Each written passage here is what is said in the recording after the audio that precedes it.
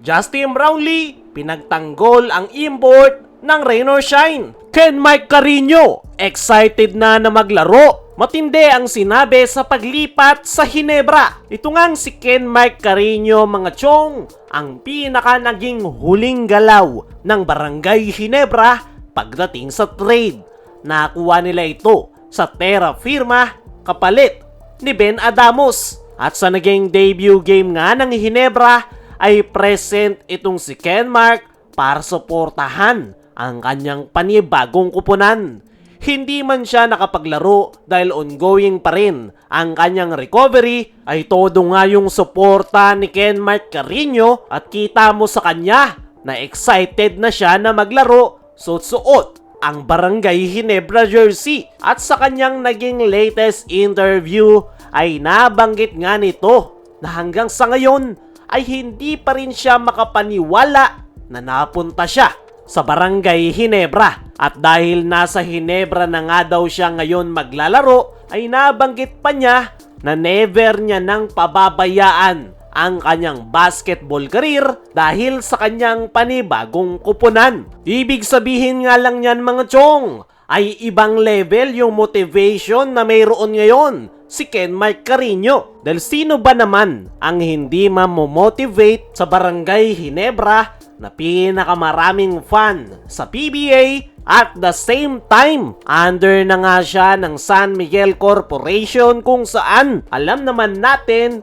na generous magbigay ng kontrata sa kanilang mga players at meron pang napakalaking bonus na matatanggap every time na nakakapasok ng finals, lalo na kapag nakuha nila ang kampyonato. Kaya naman, excited na itong si Ken Mike Carino na makapaglaro sa Barangay Ginebra. Pero bago yan, kakailanganin pa nga niya ng ilang linggo bago makabalik sa paglalaro dahil ongoing pa rin yung kanyang rehab.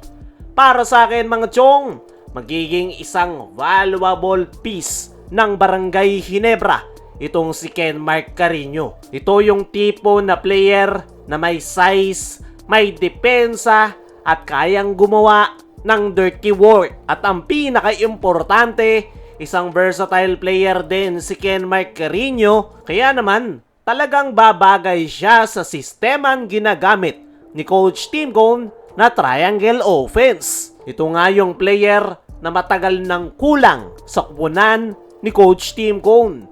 At once na makapaglaro na ito para sa Barangay Ginebra, ay paniguradong malaki ang kanyang maitutulong, lalo na ngayong Commissioner's Cup na naglalakihan yung mga imports na kanilang makakalaban. At once na makapaglaro na itong si Ken Mike Carino para sa Barangay Ginebra, ay mas lalo ngang lalakas ang kupunan ni Coach Tim Cone dahil makukumpleto na yung kanilang lineup. Pero disclaimer lang, mga chong, kakailanganin pa ngayong si Ken Mike Carino ng panahon bago niya tuluyang mailabas ang kanyang full potential. Dahil unang-una, kaka-recover niya nga lang sa ACL injury.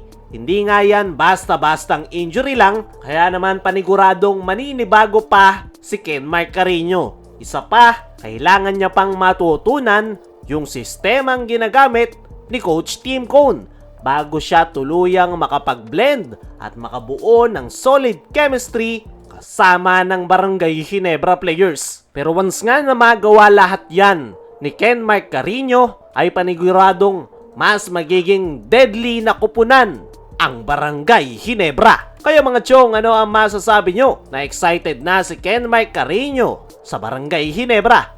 Comment mo lang dyan sa ibaba. Samantala, Justin Brownlee, pinagtanggol ang import ng Rain or Shine. Controversial nga yung naging bakbaka ng TNT at Rain or Shine Elasto Painters matapos magsuntukan si Glenn Cobontin at ang import ng Rain or Shine na si Jalen Johnson. At nung tanungin itong si Justin Brownlee patungkol sa insidenteng yan, ay ang sagot nga ni JB ay hindi niya nga daw alam kung sino daw talaga yung nagsimula. Pero mahirap daw hindi mag-react sa suntok na ginawa ni Glenn Cobontin. Maintindihan nga raw ni Brownlee kung pisikalan lang talaga dahil parte nga lang daw yan ng laro.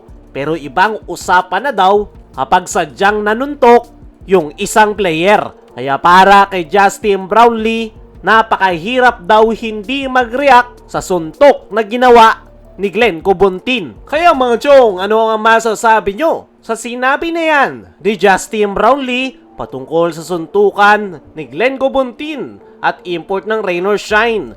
Ano rin yung masasabi nyo na excited na si Ken Mike Carino sa Barangay Ginebra? I-comment mo lang dyan sa ibaba.